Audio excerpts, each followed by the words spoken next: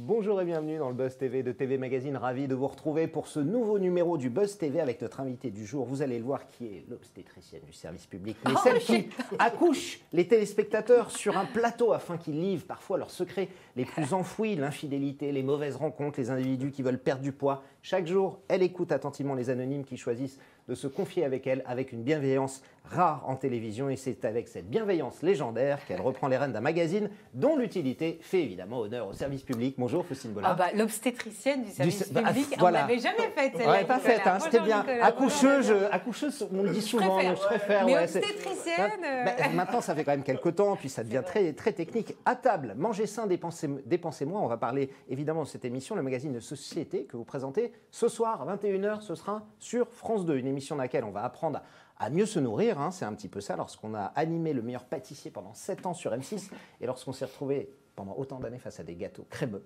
glacés, sucrés, est-ce qu'on est la mieux placé pour donner des conseils de nutrition, Faustine ? C'est pas moi qui donne des conseils de nutrition. Mais c'est vrai que vous avez raison. Et d'ailleurs, les familles que je rencontrais me disaient toujours, on n'aurait jamais cru que ça soit la fille du meilleur pâtissier. C'est vous qui mangez tous ces gâteaux et qui venez nous dire... non, vous êtes avec Yves Candebord, voilà, on le rappelle. C'est Yves chef, qui est vraiment le pilier de l'émission et c'est lui qui donne animation. tous les conseils. Alors, c'est pas des conseils diététiques. On n'est pas là pour faire maigrir les gens. On est vraiment là juste pour décortiquer ce qu'il y a dans notre assiette et qu'on soit plus... qu'on y aille les yeux ouverts, qu'on sache ce qu'on consomme. Et parfois, on s'aperçoit surtout qu'on a plein d'idées arrêtées, qu'on a plein de mauvaises... on est persuadé de certaines choses qui sont totalement fausses. Donc, on est vraiment dans une mission de service public. On décortique l'assiette dans la convivialité, sans culpabiliser, pour qu'on sache mieux ce qu'on consomme et ce qu'on donne à nos enfants. Et du coup, l'émission s'adresse à qui ? Plutôt aux radins ou à ceux qui veulent mieux s'alimenter ? Les deux ? Un peu des deux. Alors, c'est pas radin, mais c'est vrai que quand vous arrivez dans une famille, vous leur dites... faire des économies aussi, mais hein, si vous leur important. dites, attendez, à la fin de l'année, vous pouvez faire 4 000 € d'économies, c'est sûr qu'à un moment, au-delà du radinisme, ça parlerait à vous et à moi, ça parle à tout le monde. Ça intéresse à tout le monde. Et en effet, ça parle aux mamans, ça parle à tout le monde. C'est une émission extrêmement familiale et je pense que chacun pourra y picorer justement des informations qui peuvent l'intéresser. On est en direct sur Vidéo Live, sur tvmac.com, sur la page Facebook de TV Magazine. Nous sommes partout ce matin avec Faustine Bollard. Vous pouvez bien sûr lui poser toutes vos questions. Est-ce que vous aimez ces émissions sur l'alimentation, la nourriture ? Allez-vous la regarder ce soir ? Est-ce que vous la regardez l'après-midi également ? Iriez-vous vous confier à Faustine Bollard sur son plateau ? N'hésitez pas, ou même ici. Si vous avez des questions, des témoignages, des commentaires, n'hésitez pas. Vous écoutez News Média de Damien Canivet. Salut Nicolas, bonjour Faustine. Ça va Damien ? Chemise boutonnée, tout va bien. Toujours. Toujours élégant. J'ai sorti les boutons de manchette pour Ça, vous. je trouve ça hyper chic, ça se je- perd beaucoup. Et je trouve ça très sexy, les Magnifique. boutons de manchette chez un Qui a homme. sorti à votre alliance. Exactement. Là, c'est parfait. Quand on reçoit Faustine, on se peigne. On démarre tout de suite avec les audiences d'hier. La médaille d'or, c'est pour TF1. Exactement, sans surprise, c'est la fiction française qui parvient à se hisser au sommet du classement. La première chaîne de France lançait la 9e saison de Clem. Et même si la série portée par Lucie Lucas permet à TF1 d'enregistrer le meilleur score de la soirée, eh bien la fiction signe un score décevant. 3,9 millions de fidèles se sont rassemblés devant ce tout premier numéro, 18,5% de part d'audience, et surtout il faut le souligner, c'est 1 million de téléspectateurs de moins que le lancement de la précédente saison. On a donc hâte de découvrir l'évolution de l'audience au fil des prochaines semaines. France 3 enfile la médaille d'argent avec un téléfilm français en rediffusion intitulé Ce que vivent les roses. M6 parvient à monter sur le podium grâce aux meilleurs pâtissiers professionnels ou les brigades issus de l'étranger affronter des Français. Effectivement, ça s'appelle le choc des nations. Et enfin, on termine avec TMC qui domine les chaînes de la TNT avec le long métrage intitulé Expandables, unité spéciale, et beaucoup de testostérone hier sur TMC. 1,2 million de cinéphiles ont répondu présent, soit 5,8% du public. 1,8 million de pâtissiers professionnels. Les brigades internationales, vous ne l'aviez pas fait ça, hein, cette Si, déclinaison, si vous l'aviez fait. Si, le meilleur pâtissier C'est pas pro. du tout, évidemment, les audiences qu'il y avait à votre époque. Je dis pas forcément que c'est vous, mais est-ce que vous pensez qu'M6 tire un peu trop sur la corde avec le pâtissier ? Il y a eu plein de déclinaisons du pâtissier, célébrité, people, famille, professionnel. Est-ce qu'il y en a ? On a l'impression qu'il y en a toute l'année au final. Oui, alors après, quoi que je dise, de toutes les manières, ça sera mal interprété. Donc je veux surtout pas. Je vais m'abstenir de dire quoi que ce soit. Je trouve juste que. Enfin, moi, je suis toujours très. Je peux faire de la langue de bois ? Ouais. Eh ben, je suis pas habituée. Voilà. Je trouve que l'équipe est formidable. J'espère que ça va marcher. continuez à Parce regarder ou que longue pas vie à cette émission. Il s'avère Ouais. qu'hier, j'ai pas regardé. Après, j'avoue, alors pour le coup, je vais me mouiller. J'avais un petit faible plutôt pour le meilleur pâtissier traditionnel. Oui, je trouve le que le meilleur traditionnel, pâtissier celui qu'on a en pro. octobre. Et voilà, on perd peut-être un petit peu justement du charme de Ouais, ce les qu'on brigades, aime ouais. avec le côté des anonymes dans une espèce de tente à la campagne. Donc je suis un petit peu moins fan de cette version-là. Pour le reste, je m'abstiens. On poursuit Damien, les news médias. On arrive en fin de saison 1. Ouais, Des programmes oui. sont re-signés et puis d'autres s'arrêtent. Évidemment, c'est la vie de la télé. Effectivement, alors la première émission dont nous avons appris l'arrêt, c'était hier, à notre plus grande surprise. Eh bien, c'est le magazine C'est au programme que Sophie Davant présente chaque matin depuis plus de 20 ans sur France 2. Comme le rapporte Le Parisien, le numéro 2 du groupe audiovisuel de service public, Takis Kandilis, a annoncé vendredi dernier cette décision auprès des équipes et il l'a justifié par sa volonté de réaliser des économies, encore et toujours, forcément. C'est une immense tristesse, a déclaré Sophie Davant, qui n'a pas caché son amertume face à cette décision. Elle a ajouté, je cite, « Depuis 2 semaines, nous battons des records d'audience. C'est un rendez-vous d'accueil sympathique et qui marche. » Alors, outre ce magazine qui est consacré à la vie quotidienne, eh bien, nous avons également appris la déprogrammation, l'arrêt de cette émission qui a été reprise par Patrick Sabatier, Vendredi Vérité, et qui était diffusée sur C8. Eh bien, c'était dans une interview accordée à Télépro. L'émission donc s'arrête le 15 février dernier. Le programme avait rassemblé, c'est vrai, moins de 400 000 téléspectateurs, ce qui était une audience évidemment un peu basse. Alors, vous connaissez bien France 2, vous faisiez partie de la reconstruction notamment des après-midi de France 2 avec Sophie Davant, dont on vient de parler, avec Faustine, avec également Daphné Burki, pardon. Il y a des émissions, Motus, Thé au café, c'est au programme là maintenant 20 ans, 21 ans, 29 ans qui s'arrêtent. Vous trouvez que c'est un cycle à peu près normal sur ces émissions il faut renouveler normal, 20 ans, c'est déjà énorme. Je sais que c'est énorme. C'est normal, c'est magique. Moi, si j'ai la chance de tenir 5, 8 ans, je serais hyper heureuse. Après, je suis triste pour Sophie parce que je sais qu'elle y est très attachée à cette émission. On oublie aussi qu'il y a quand même juste 30, 40 personnes derrière. Donc l'arrêt d'une émission, c'est aussi des intermittents qui se retrouvent dans des difficultés. Donc moi, je pense à eux. Et après, il y a quand même une logique, c'est-à-dire qu'on est dans une restriction budgétaire économique, permanente et très importante, et qu'à un moment, il y a des choix à faire, quoi. Donc à un moment, voilà, faut trancher. Et puis il y a des émissions, même si elles marchent, elles rassemblent pas forcément assez de gens. Je trouve qu'à un moment, c'est aussi normal et c'est la vie de la télé. Au bout de 20 ans, ça s'essouffle, il faut passer à autre chose. Il y a un autre cycle et c'est pouvoir aussi investir de l'argent dans d'autres programmes peut-être plus frais. Donc je trouve qu'il y a une logique et en même temps, je comprends le chagrin de Sophie et des équipes. Et celui de Damien qui va regretter les boules de Motus pendant un bon moment, Damien. La fameuse boule noire. Le générique de Motus, tout. Qui me reste en tête pendant des semaines. Damien est en deuil depuis une semaine, il faut le dire. Alors, on a beaucoup parlé de départ et d'arrêt. On va parler d'une arrivée. Ah oui, exactement. Alors là, c'est selon nos confrères de Pure Média, Hugo Clément s'apprête à signer son grand retour à la télévision et pas sur n'importe quelle chaîne puisqu'il y rejoindra dès la rentrée prochaine France 2, une chaîne au sein de laquelle il a travaillé entre 2012 et 2015 en tant que membre de la rédaction des journaux télévisés avant de rejoindre le petit journal de Canal+. D'ailleurs, l'idée de ce recrutement, donc, c'est de lui confier les rênes de plusieurs prime time, de plusieurs rendez-vous, dont une grande soirée spéciale autour de l'environnement. Pour le moment, ni la chaîne ni lui n'ont confirmé cette information. Alors évidemment, on parle de départ et d'arrivée. France Télé, c'est votre chaîne, vous la connaissez bien. Delphine Ernotte, quand elle est arrivée, a dit « il y a trop d'hommes blancs de plus de 50 ans ». Elle tient sa parole, il y en a de moins en moins, effectivement. Thierry Beccaro, Patrick Sébastien, cette année. Est-ce que, j'allais dire, évidemment, en tant que femme, c'est important pour vous. On sait qu'il y avait moins de femmes à l'antenne que d'hommes. Vous trouvez que c'est ce que fait Delphine Ernotte, c'est après tout logique, c'est ce qu'elle avait annoncé, parce que beaucoup de gens à chaque fois sont surpris de voir des gens partir. Elle aurait pu le confier à une femme, elle ne l'a pas fait. Oui. Les amours, elle aurait pu le confier à... Donc moi je ne suis pas d'accord. Enfin, non mais sérieusement, je trouve reste encore des places à prendre. Non mais je trouve surtout qu'il y a quand même quelque chose, c'est qu'ils ont réussi à donner les bons... Enfin, c'est pas une question d'hommes, de femmes de plus de 50 ans ou d'hommes de blancs de plus de 50 ans, c'est une question de donner les bonnes personnes et l'adéquation entre un programme et un animateur. Et ça, je trouve que mine de rien, ils ont trouvé le truc. Donc, quand je suis arrivée, moi, tout le monde disait « Ah oui, elle essaie de mettre des femmes à l'antenne ». Non, il s'avère que les après-midi, il s'avère qu'il y a des femmes qui correspondent mieux au programme, qui sont incarnées l'après-midi. Mais ça aurait pu être un homme. Et moi, j'ai jamais entendu en interne quoi que ce soit de « Ah, faut qu'on vire ». Encore une fois, c'est Laurent Bignolas qui a pris la suite dans Télématin. Je pense qu'il y a beaucoup de femmes qui auraient aimé prendre sa succession. Et non, et trouvé que cet horaire-là était plus incarné par un homme. Donc, je pense que c'est le talent de France 2, c'est les bonnes personnes. Et puis, c'est la chaîne la plus incarnée de France. Donc, si vous commencez à regarder dans le détail, vous allez voir qu'il reste de nombreux hommes de plus de 50 ans. Et qu'il en reste encore. Et Patrick Sébastien, quand même, vous avez commencé avec lui en télé. J'imagine que ça vous fait un petit pincement au cœur. Ça m'a fait évidemment un pincement au cœur parce que j'ai même travaillé avec lui sur France 2. J'ai présenté une émission avec lui, la télé de Sébastien. C'est quelqu'un qui est extrêmement attachant, avec lequel j'ai de très bons souvenirs et je suis triste parce qu'il est triste. Après, j'ai l'impression qu'il y avait aussi un long passif entre France Télévisions et lui. Oui, une addition un peu lourde. Voilà, une addition un peu lourde qui se fasse payer, mais j'ai aucun doute qu'il va revenir d'une manière ou d'une autre.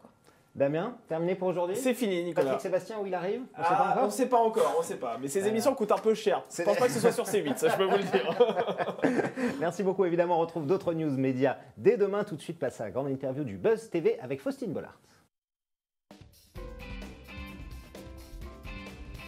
Faustine, vous prenez les rênes d'un nouveau numéro d'À table, mangez sain, dépensez moins. Ce soir, 21h sur France 2, un magazine dans lequel vous avez tenté de nous ouvrir un peu les yeux sur nos habitudes alimentaires et de consommation. Est-ce que c'est un programme auquel on va apprendre, évidemment, j'allais dire presque de manière logique, qu'on se nourrit mal et qu'on fait beaucoup d'erreurs dans notre alimentation de tous les jours? On se nourrit mal, ouais, mais c'est vrai qu'on a des habitudes alimentaires. J'imagine que si vous ouvrez votre frigo demain, vous allez percevoir qu'il y a des choses que vous mangez sans même vous en rendre compte. C'est-à-dire que moi, je me suis aperçue que j'utilisais le beurre que ma mère utilisait quand elle était jeune, la boisson chocolatée, cocotée, j'allais dire, chocolatée que je prenais quand j'étais petite. Et en fait, finalement, on n'a pas le temps, on fait les courses vite, on a des habitudes comme ça. Et du coup, on est ancré dans ces habitudes. Si vous regardez ce que vous mangez, vous allez voir qu'on tourne autour de 10 plats à peu près tous. On tourne en boucle. Voilà. Et qu'on n'a pas forcément le temps, on n'a pas forcément l'argent, le soir on rentre du boulot, voilà. Nous, ce qu'on va essayer justement, c'est essayer de casser ces habitudes alimentaires, déjà en montrant vraiment ce qu'il y a dans nos assiettes, ce qu'on consomme. Donc il y a des bancs d'essais dans cette émission où on compare les marques à l'appui, les yaourts, les jus d'orange, les fromages, pour voir vraiment ce qu'on consomme. Et vous allez voir qu'en effet, on apprend beaucoup de choses, on a tous comme ça des idées reçues et nous, on va essayer de les casser. Et puis surtout, on va apprendre à juste à manger différemment. Mais oui, sortez des sentiers battus. Moi, je sais que, par exemple, je trouve que toutes les émissions de télé ont mis un peu une pression sur le dos des ménagères cuisinières. C'est-à-dire quand on voit Top Chef, quand on voit toutes ces émissions-là, après on n'ose plus se lancer, quoi, parce qu'on se dit oh là c'est pourri, t'as vu ma présentation, j'oserais jamais faire ça. Donc c'est vrai qu'il faut sortir de l'idée que cuisiner c'est compliqué, qu'on est obligé de dresser sublimement à l'assiette. Et moi Yves il m'a appris à faire ça. Il m'a dit je vais juste apprendre à choisir les bons produits. Et oui tu vas faire des pâtes aux courgettes qui sont présentées un peu moches dans ton assiette, mais elles seront bonnes. Et il n'y aura pas de produit, ça sera pas du produit pré-mâché et transformé. Et en fait il faut apprendre à dépasser tes angoisses pour se lancer. Donc c'est une émission pour ça, parce qu'il y a des recettes hyper simples, rapides. C'est pas la recette hyper compliquée que jamais vous ferez après une journée de boulot. Donc c'est hyper concernant. On nous apprend à aller faire nos courses au supermarché, à sortir aussi de l'influence des packaging. Parce qu'on s'est aperçu par exemple que pendant une semaine, on donne à nos familles, on vide leur placard et on transforme tous les produits, on met à la place des produits neutres. C'est-à-dire il n'y a pas de packaging. Donc parfois on change. Parfois, on ne change pas. Vous allez voir que j'ai des familles qui me regardent en disant « Vous avez changé mes céréales. C'est pas les mêmes. » Alors qu'en fait, juste, on les a pas changées. C'est juste le packaging. C'était juste les mêmes. Et on découvre parfois la marque du supermarché est 10 fois plus équilibrée que la marque hyper chère que vous achetez. On est persuadé que c'est meilleur pour vous. Qu'on va sortir comme ça des sentiers battus. C'est une émission extrêmement servicielle avec plein de petites informations comme ça. Alors, vous êtes évidemment avec le chef Yves Condeborn, qu'on avait tous découvert à l'époque sur TF1, dans Masterchef, évidemment. Et il y a la nutritionniste également, Mathilde Touvier, qui est avec vous. Parce que cette émission est soutenue par le ministère de la Santé, c'est important de le dire. Et de quelle manière vous allez montrer aux gens, vous expliquez effectivement, on le voit ici, les produits neutres sans plus un.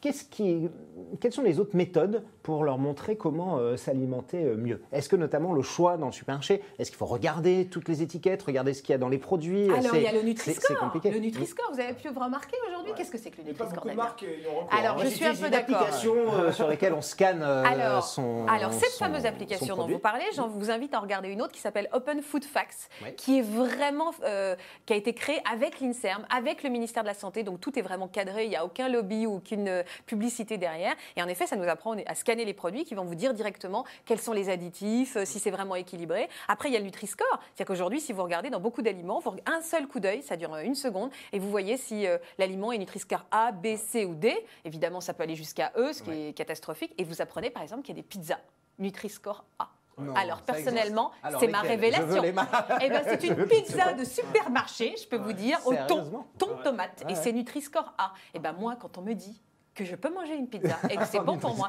ça justifie de regarder cette émission. Et de ressortir avec 20 cartons de pizza.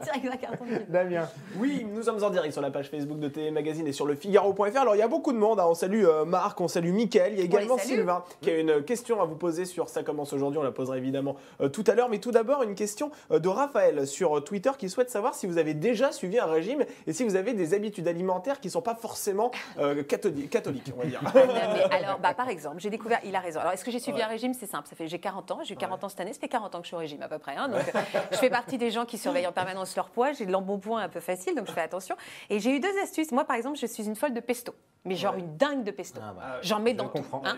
Sauf que j'ai découvert dans cette émission, Mathilde Touvier m'a mis devant les la carbonara, la napolitaine, la bolognaise, la pesto, et elle m'a demandé qu'est-ce qui était le plus gras. Moi, évidemment, j'ai dit la carbonara. Parce que la carbonara, on se dit c'est de la crème, c'est du lardon. oui. Bah, en fait, je peux vous dire, c'est la pesto, mais Ah, multiplié non, par c'est 5. Multiplié par 5. En fait, vous le tuez un pesto, mythe, là. c'est un danger public. Il y a du sucre dedans Ah non, mais il n'y a que de l'huile, il n'y a que du gras. Ouais, donc ouais. c'est un drame. Donc ça, voilà, j'ai appris maintenant, je regarde mes bouteilles de pesto, je les embrasse, je leur fais des câlins. Et j'essaie de limiter un petit peu. Et moi, j'ai un truc, c'est que je dîne avec mes enfants. Et quand je peux, eh ben, je dîne à 6h30, 7h moins le quart. Et j'avoue que je trouve ça formidable de pouvoir se dire tous les soirs à 7h, 7h15, j'ai fini de dîner et je jeûne. Et ça me permet de faire un petit peu gaffe, on va dire, et de limiter la casse. Après, je suis une grande gourmande et c'est un combat permanent.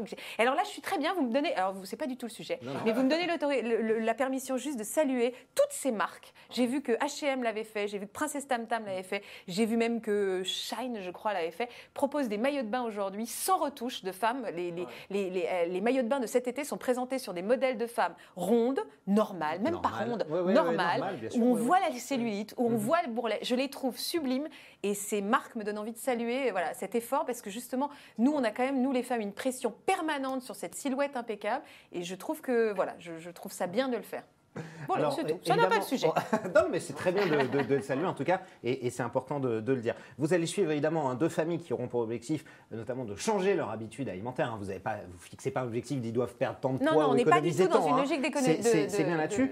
Concrètement, comment vous allez les pousser à modifier ces habitudes? Est-ce que par exemple, il y a des produits genre pâte à tartiner, pesto, ce genre de choses, déjà vous leur faites enlever du placard directement? Ou est-ce que c'est le plus pire, c'est la subtil que ça? restriction. Si je vous dis vous touchez plus au Nutella, eh ben vous allez me regarder en disant en fait je fais ce que je veux. Alors Non, c'est voilà. pas possible. C'est juste qu'en effet quand on va dans des familles et qu'on voit qu'ils en consomment genre 2 kilos par semaine, toute une famille, Oui, on va oui, leur oui. dire de remplacer, c'est-à-dire qu'on garde un pot sur 2. Donc c'est juste de limiter. Donc Yves, à la fin, on met toutes les courses comme ça sur la table et on fait un deal avec eux. On leur dit bah, par exemple faites un effort sur votre consommation de viande.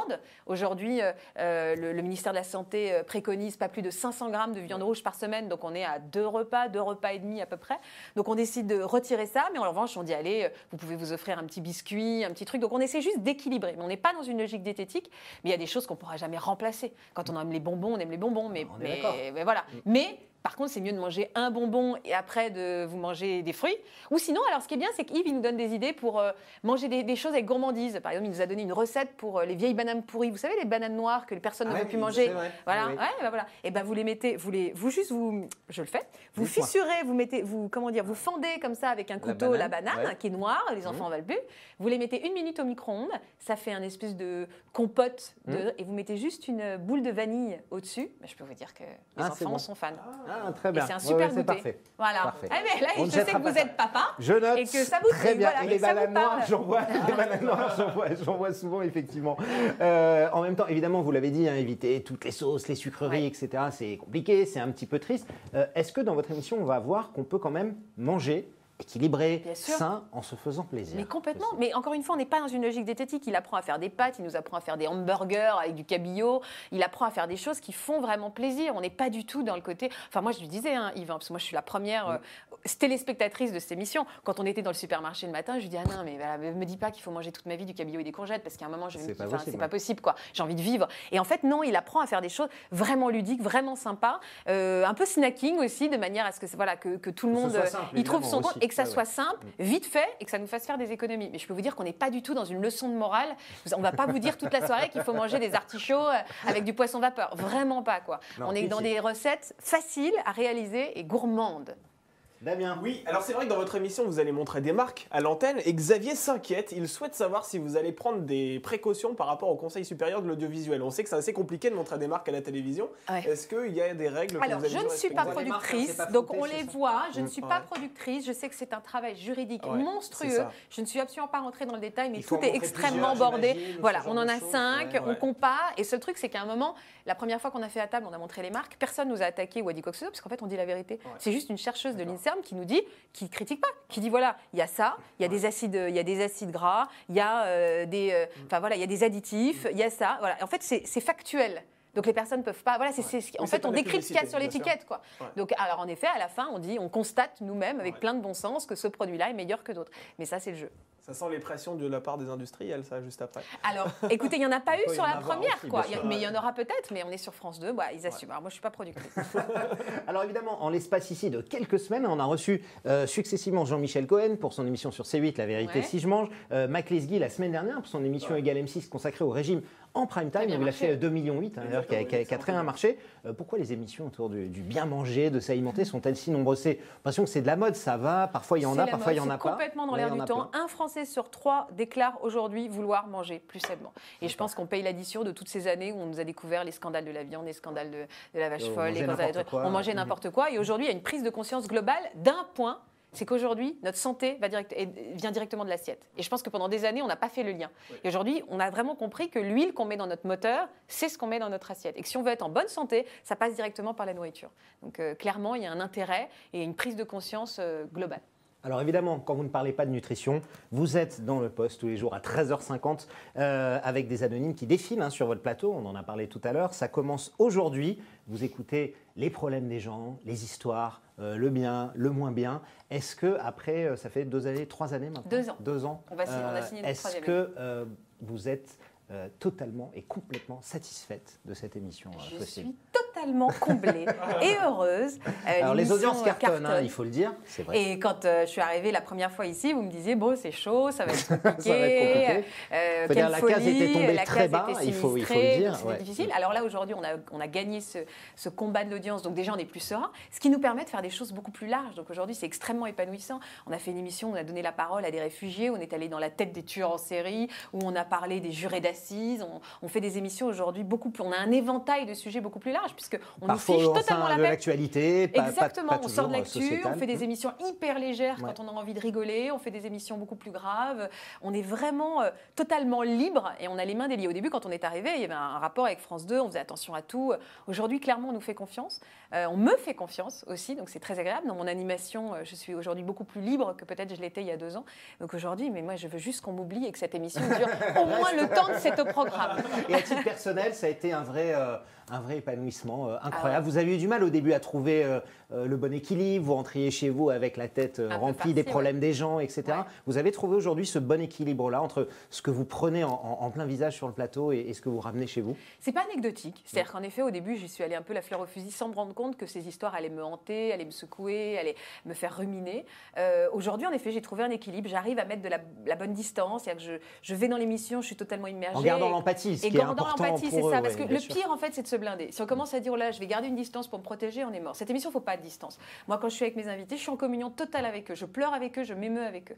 Après, ce que j'arrive à faire, ce que j'avais du mal à faire aujourd'hui, c'est de repartir dans ma vie après. Il est urgent après de se réancrer dans ma vie. Et souvent, je prends quelques heures avec mon mari pour lui expliquer en quoi cette émission m'a touchée, m'a remuée, et voilà, remettre de la distance. C'est important d'avoir un sas de décompression. Quand je passais directement de l'émission à chez moi, je m'apercevais que tout le week-end, ça me parlait, j'avais du mal. Enfin, c'était compliqué pour moi. Aujourd'hui, vraiment, j'ai des rituels avant et après, mais en rien je me permettent de protège. sortir de ça, Surtout pas. Au contraire, si je me protège, le jour où je me protège, où ça m'intéresse plus, c'est fini.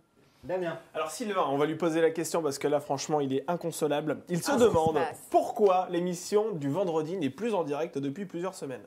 C'est ce qu'il a constaté. Alors, Sylvain. Alors, on va expliquer. Alors attention. Non, mais alors moi, je vais expliquer. Vous l'avez compris, on est dans une logique d'économie et ô combien Ouais. compliquée aujourd'hui Oui. sur le service public. Et donc, il y a des décisions à prendre, des décisions lourdes. Il s'avère que toutes les productions aujourd'hui, et vous le savez mieux que personne, Ouais. terminent leur session de tournage à peu près en ce moment. Voilà. c'est vrai. C'est-à-dire que pourquoi? Parce qu'on mobilise les équipes moins longtemps, on mobilise le studio moins longtemps, donc c'est juste moins cher. Et on est dans une logique d'économie permanente sur le service public. Donc oui, aujourd'hui, moi j'ai fini mon année, c'est-à-dire que j'ai enregistré toutes les émissions qui vont être diffusées façon, jusqu'à jusqu'en fin juin, juin. c'est C'est pour ça aussi qu'il y a beaucoup de rediffusions. Pas que moi, il y a les émissions de Sophie, les émissions Bien de sûr. Daphné, toutes les émissions, il y a des rediffusions. Et sur toutes les chaînes, c'est la même enseigne. On est dans une logique d'économie. Donc malheureusement, notre émission est plus en direct parce que les équipes se reposent, mais nos tournages vont reprendre en revanche dès juin. Donc par le coup, on a un petit peu un coup d'avance par rapport à septembre. Donc j'en suis désolée, mais le direct va vite Ça revenir. va revenir. Mais je suis contente de voir que le direct lui plaisait, parce que moi, c'est un vrai exercice chouette. Donc, c'est re-signé pour une saison, Faustine, c'est ça? Ouais, ouais. D'accord. Ouais, Au c'est top. au minimum, hein. Au minimum. Évidemment, Ah, moi, hein. je vais Mais dire. on est Alors, d'accord. la première année, je me suis dit, si je tiens 3 ans, je suis contente. Là, j'ai l'ambition de pas moins de 5. Et ma productrice, elle me dit non, 7. Non, 7, ça Moi, peut je aller, dis ça peut aller 7. au-dessus de 7. D'accord. Est-ce qu'il y a d'autres projets, en plus de À table qu'on verra ce soir? Je crois que vous en avez tourné une autre également. Qui Oui, devrait on a diffuser, 2 primes de avant à l'été. table. Ouais, on discute toujours avec France Télé d'autres projets. Bon, là, il y a eu À table, j'ai une quotidienne.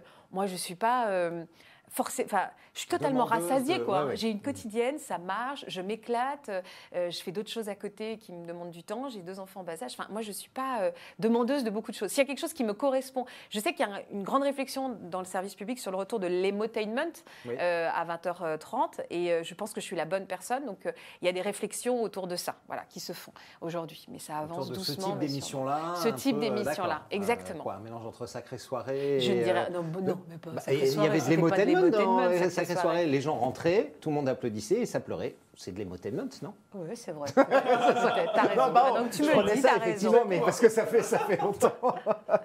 Mais en tout cas, vous reviendrez nous en parler. Avec plaisir. Dès que c'est signé. Damien, nous on se retrouvera demain. Eh bien, on se retrouvera évidemment demain avec grand plaisir, Nicolas, avec une actrice cette fois-ci qui officie sur le service public également. Elle est l'une des actrices principales de Meurtre au paradis, mais c'est sa dernière saison. Elle viendra nous en parler sur ce plateau. C'est Joséphine, non, okay. On peut rien vous cacher. C'est Joséphine Jobert, effectivement. Elle est très belle. Elle est très belle. Ah, c'est pour ça. Damien, Je suis désolée, les gars. C'est Damien qui fait les castings, il ne prend que des femmes. Je plaide mon coupable. Merci de te sauver avant de terminer. C'est bien. Ce sera dès demain donc avec Joséphine Jobert et vous, Faustine. Ce sera ce soir à table, mangez sain, dépensez moins, 21h sur France 2. Vous ne ratez pas. Si jamais vous avez envie de regarder autre chose, une série ou quoi que ce soit, il y a les replays qui sont très importants. Donc vous allez regarder évidemment en replay France 2 et 13h50 tous les jours sur France 2. Ça commence aujourd'hui. Merci encore d'être venu. Merci, Nicolas. Excellente journée à toutes et à tous.